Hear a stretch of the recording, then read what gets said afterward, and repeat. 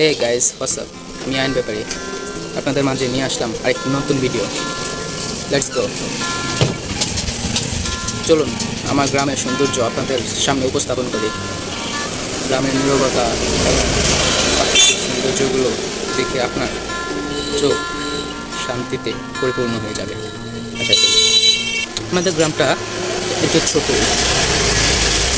সাইজে ছোট, মানুষের দিক দিয়েও ছোট, সংখ্যালঘুর দিক দিয়েও সব দিক দিয়ে ছোট। আমাদের গ্রামটা হচ্ছে আপনার 3টা গ্রামের সমন্বয় একটি গ্রাম। 3টা গ্রামের সমন্বয় করতেছি কারণ 3টা গ্রামের মাঝখানে আমাদের গ্রামটা। আমাদের গ্রামটা ছিল আগে নদী, শুনেছি আমার পূর্বপুরুষ থেকে, তাই গ্রামের নাম দিয়েছে আপনার নদী ভিত্তিক একটি নাম দিয়েছে গ্রামের নাম। গ্রামটির নাম হচ্ছে, আমাদের গ্রামের নাম হচ্ছে দরিয়াহাটপুর গ্রাম। দরিয়াহাটপুর, দরিয়া মেবি আপনার নদীকে দরিয়া বলতো আগে, আর হায়াতপুরটা কোথেকে আসছে এটা আমি নিজেও জানি না, জানলে হয়তো আপনাদেরকে বলবো।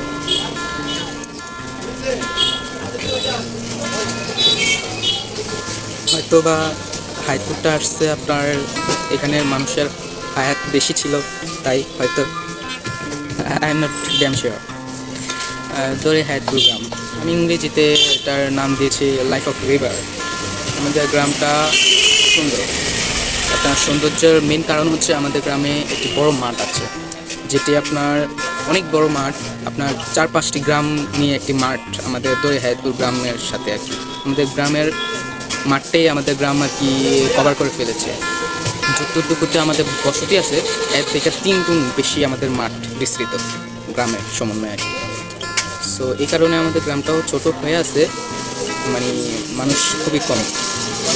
এই স্বাভাবিক গ্রামে তো অনেক মানুষ থাকে, বাট আমাদের ভোটার সংখ্যাও 400-450 এরকমই হবে। মেবি এখন হয়তো 500+ হবে আমাদের ভোটার সংখ্যা আর কি, যেটা ইলেকশনের সময় ভোট গণনা করা হয় না, তো ভোটার সংখ্যা এখন মেবি 500+ হবে, বাট আগে ছিল 400-450 এমন। তাই বলতেছি যে সাধারণ গ্রামও অনেক সময় 700-800 ভোটার থাকে, বাট ওই হিসাবে আমাদের গ্রামটা ছোট। আর আমাদের গ্রামের সবাই অধিকাংশ মানুষই প্রবাসী, এখানে প্রবাস লাইফ আছে। প্লাস আমাদের গ্রামের মানুষ কিন্তু আপনার অনেক মিশুক আর কি, মানে একজনের বিপদে আরেকজন ঝাঁপিয়ে পড়ে। কখনো কোনো বিপদে পড়লে বা আমি করি, আপনি করেন, যেই করুক, সবার আগে গ্রামের মানুষ এগিয়ে যায়। হ্যাঁ, এটার খারাপ দিকগুলোও আছে, একটা কি মানুষ ভালো খারাপ সব জায়গায় থাকে, এটা আপনারা স্পেসিফিক আমার থেকে ভালো জানেন।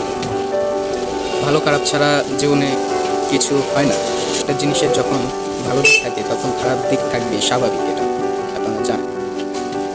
সো আমাদের গ্রামটা সবুজ শ্যামল এবং নদীমাতৃক দেশ। আমাদের নদীমাতৃক দেশ হিসাবে আমাদের গ্রামে একটি নদী নেই, বাট এটা ছিল কোনো এক সময়, এটা নদী ছিল। শুনছি এতটুকু যে ওই যে হিন্দুদের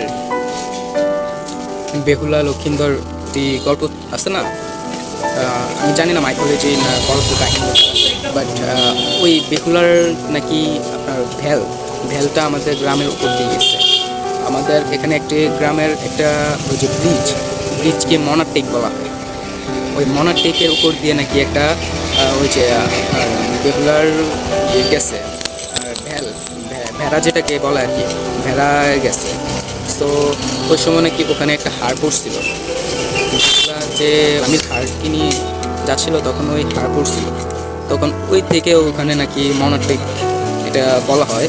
আমি স্পেসিফিক জানি না অতটুকু, আমি ছিলাম ঢাকাতে, গ্রামে ততটা থাকা হয়নি বা কারোর সাথে ওইভাবে চলাফেরা হয়নি, বাট এখন ভালোই চলতেছি ফিরতেছি, অ্যাডপ্ট করে নিছি, গ্রামের সাথে সমন্বয় করে নিছি।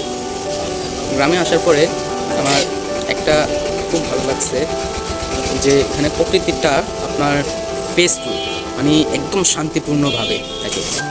শহরে আসছে না, হই হাল্লা থাকে সবসময়, গাড়ির শব্দ প্লাস মানুষের শব্দ, চলাফেরা, যানজট, এগুলা গ্রামে আপনার একদমই নেই। গ্রামে এগুলো পাবেনই না, পাবেন হয়তো, যেগুলো একটু পৌরসভা লেভেলে চলে গেছে ওগুলোতে পাবেন। যেমন আমাদের হাজীগঞ্জ বাজার আছে, ওখানে আপনার শহরের মতোই হইহাল্লা প্লাস বড় বাজার। কচুয়া বাজার আছে, কচুয়া বাজারটা ততটা অশান্ত হয়নি এখনও, সবসময় শান্তই থাকে, মাঝে মধ্যে আর কি সব জায়গায় হয় এরকম হইহাল্লা থাকি। যানজটের একটা বিষয় আছে, যেহেতু আমাদের বাংলাদেশের ড্রাইভারেরা অতটা প্রো না, সেহেতু একটু যানজট হবে স্বাভাবিক। আর ট্রাফিক আইন কানুন কিছুই জান না আমাদের ড্রাইভারেরা। নতুন নতুন ড্রাইভার উঠতেছে বাংলাদেশে, এখন দেখতেছি এমনও যে আপনার কি বলবো, ক্লাস 5-এর পোলাপানও আপনার গাড়ি চালাতেছে গ্রামে, যেটা দেখলাম। দেখ, ওটা ওদের ম্যাটার, ওটাতে না যাই। তো এই অবস্থা। আপনারা আমার সাথে এতক্ষণ থাকার জন্য আপনাদের সবাইকে ধন্যবাদ। কখনো যদি সুযোগ পাই তাহলে আবার নেক্সট ভিডিওতে আপনাদের আমার গ্রামটাতে ঘুরিয়ে নিয়ে আসব, আমার গ্রামের দৃশ্যগুলো উপস্থাপন করব আপনাদের সামনে। সো ভালো থাকবেন সকলে, দোয়া করবেন আমার জন্য।